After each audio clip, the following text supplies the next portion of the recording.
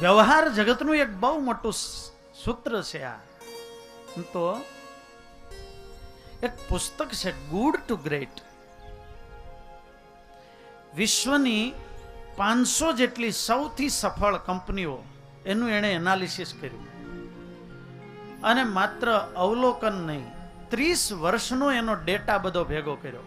મોટા મોટા ડેટા સાયન્ટિસ્ટોએ એના ઉપર એનાલિસિસ કર્યું અને એમાંથી ખાલી 11 કંપનીઓ એવી નીકળી કે ગુડમાંથી પણ ગ્રેટ તરફ જતી હતી. હવે ગુડ એટલે શું? તો કે લગભગ બધાને એમ માનતા હોય કે અમે શ્રેષ્ઠ છીએ, અમારી ઇન્કમ સારી છે, અમારા કાર્ય દ્વારા અમારા કર્મચારીઓને કમ્પન્સેશન સારું મળે છે, એને પણ સંતોષ છે, અમારા કસ્ટમર છે એ પણ સેટિસ્ફાઈડ છે, લોકમાં અમારી સારી પ્રેસ્ટીજ છે, દિવસે દિવસે અમારી બ્રાન્ચ વધતી જાય છે, ઇન્કમ વધુ ને વધુ જનરેટ થતી જાય છે, સ્ટેક હોલ્ડરો છે એ બધાને પણ એનો પૂરો લાભ મળે છે ને બધા સંતોષ છે, ગવર્મેન્ટનો પણ પૂરો સપોર્ટ છે. આવનાર જે ભવિષ્યની જે બધી અનિશ્ચિતતાઓ છે એની સામે ટકી રહેવા માટે પણ અમારું R&D સેક્ટર એકદમ પાવરફુલ છે, માટે અમે દરેક ક્ષેત્રમાં પાવરફુલ છીએ. આવી લગભગ આ કક્ષાની કંપનીઓને એણે ગુડની શ્રેણીમાં મૂકી, ગ્રેટમાં નહીં. ક્યાં? ગુડમાં. અને એનાથી આગળ માત્ર 11 એવી કંપનીઓ હતી કે જે ગ્રેટનેસ તરફ જતી હતી. હવે એ બધી કંપનીઓનું એનાલિસિસ કર્યું ત્યારે એમાંથી અમુક કોમન ફેક્ટર નીકળ્યા અને એના ઉપર એણે એક પુસ્તક લખ્યું ગુડ ટુ ગ્રેટ. કે ગુડના લેવલ સુધી તો લગભગ આપણે સત્સંગમાં આવ્યા છીએ ને એટલે આપણે બધા આપણને અમે એમ માનતા હોય કે અમે સારા સાધુ, એમ આપણે કેવા હરી ભગત કેવા પણ એણે જે ગ્રેટનેસ બતાવી એની અંદર એણે અમુક સિદ્ધાંતો આપ્યા કે ગ્રેટનેસ ખાલી વધારે પૈસા ઇન્કમ કરે એનાથી હોતી નથી. અમુક કંપનીઓ એવી હતી કે 15 વર્ષ સુધી એનું દુનિયામાં નામ હતું, પણ અમુક સમયે ટેકનોલોજી ચેન્જ ન કરી શકી તો શોધી પણ મળે નહીં. કોડાક કંપની, ઓલા કેમેરાના રોલ આવતા ને પટ્ટી, અત્યારે ત્યાં આપણે લંડનની અંદર ત્યાં આખું ગામ છે અને કેવડા મોટા ઇન્ફ્રાસ્ટ્રક્ચરો. આજે હવે એમાં મોલ બની ગયા છે. એક દિવસ દુનિયામાં એનું નામ હતું, પણ સમયની સાથે ડિજિટલ કેમેરા આવ્યા અને એણે એનું ચેન્જ ન કર્યું તો એ કંપની આઉટડેટ થઈ ગઈ. માટે એક સમય સુધી દરેકનો દસકો હોય ત્યાં સુધી દુનિયા પર રાજ કરતા હોય, પણ અમુક સમયે એ ખોવાઈ પણ જતા હોય. કેમ? તો કે એના ઓર્ગેનાઇઝેશનને લર્નિંગ ઓર્ગેનાઇઝેશન નથી બનાવી શક્યા. તો આવનાર વર્ષો, પેઢીઓ કે સદીઓ સુધી એમ નામ જો ટકી રહેવું જો હોય, ઇન્કમની બાબતમાં કે પ્રેસ્ટીજની બાબતમાં, સિદ્ધાંતોની બાબતમાં, એવી ભારતમાં એક કંપની છે ટાટા. કે વાલા ભક્તજનો, આપણે ટાટાને યાદ કરીએ તે આપણા હૃદયમાં એક અસ્મિતા, ગૌરવ, રાષ્ટ્ર માટે કાર્ય કરતી હોય આ કંપની, એવું એક આપણા હૃદયમાં ફીલ થાય. તો આવી જે 11 કંપનીઓ હતી એના કોમન ફેક્ટરની અંદર એમણે ઘણા સિદ્ધાંતો આપ્યા કે એના આગળ વધવાનું રહસ્ય. એની અંદર એણે મુખ્ય સિદ્ધાંતો જે 6 તારવા, એમાં સ્વામિનારાયણ ભગવાને આ શિક્ષાપત્રીમાં વાત કરી, બેઠી સેમ વાત એ કરે છે. મહારાજે કહ્યું કે જે વ્યક્તિ જેવા ગુણે યુક્ત હોય એને જ એ કાર્ય સોંપવું. અને એમાં એણે એમ કહ્યું કે ફર્સ્ટ વુ ધેન વોટ.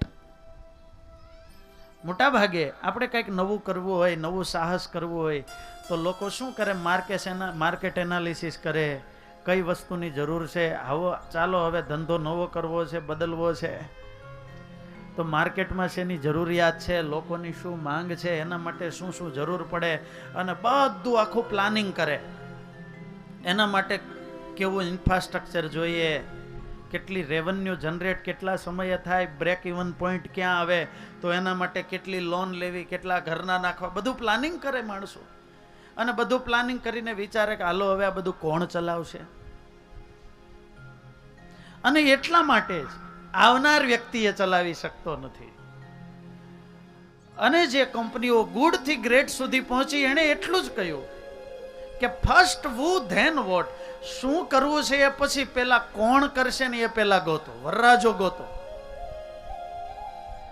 કરનાર વ્યક્તિ જો યોગ્ય તમને મળી ગયો તો આગળ શું કરવું, કેમ કરવું, કેટલું કરવું, કેવી રીતે કરવું એ બધું એ સંભાળી લેશે.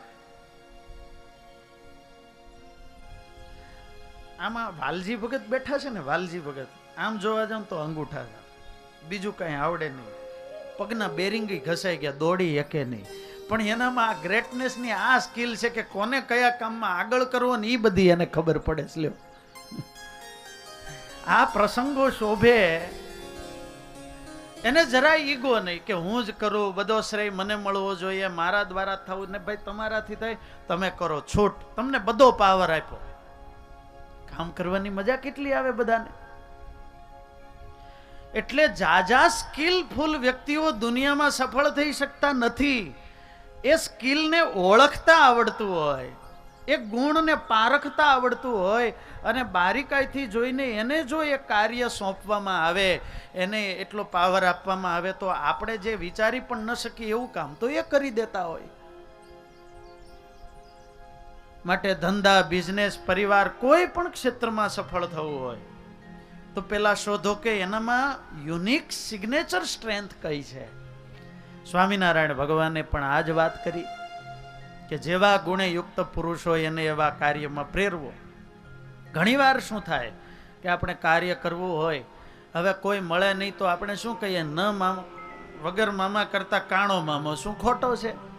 એટલે આપણે ગમે એને સોંપી દઈએ ને એને લઈને કાર્ય એટલું ગૂંચવાય. એક રોંગ વ્યક્તિ બસમાં ચડી જાય અને એ ઉધરસ ખાય તો આખી બસને હેરાન કરે. અને એ વ્યક્તિ પોતાની નબળાઈ છુપાવવા માટે પોતાનું ટીમ વર્ક વધારે, યુનિટી કરીને પછી મેનેજમેન્ટની સામે બળવો પોકારે, પોતાના સ્વભાવોનું પ્રવર્તન કરે, પોતાના ખોટા સિદ્ધાંતોને સાચા છે એમ માનીને પ્રસ્થાપિત કરે અને મોટાને, લીડરોને બધાને ઓશિયાળા કરે છે. લે એમ થાય કે આપણે ગરજ છે, એને છોડી શકાય એમ નથી. અને એ લોકો એવી સીટ પકડીને બેસી ગયા હોય કે હલે એમય હોય નહીં અને કામ થવા પણ દે. આ બધું કેમ થયું? આ બધી રામાયણ ક્યાંથી આવી? તો કે રોંગ વ્યક્તિ બેસી ગયો. માટે જે વ્યક્તિ જ્યાં હોવો જોઈએ ઓળખવામાં થાપ ખાઈ જાય તો એમાંથી બહુ મોટી હાનિ થાય. એટલા માટે વ્યક્તિનું સિલેક્શન પણ એ બહુ જરૂરી છે. માટે સ્વામિનારાયણ ભગવાને કહ્યું કે જે વ્યક્તિ જેવા ગુણે યુક્ત હોય ત્યાં પસંદગી કરવી. મહાભારતના યુદ્ધનો પ્રારંભ થતો હતો ને ભગવાને પૂછ્યું, બોલો મારી નારાયણી સેના જોઈએ કે હું જેના પક્ષે આવીશ એ પક્ષમાં હું લડવાનો નથી. દુર્યોધન કે તો મારે ક્યાં ત્યાં પૂજા કરવી છે, માટે સેના આપો. અર્જુન તમે બોલો, પહેલો અધિકાર તમને. અર્જુન કે પ્રભુ તમે પધારો.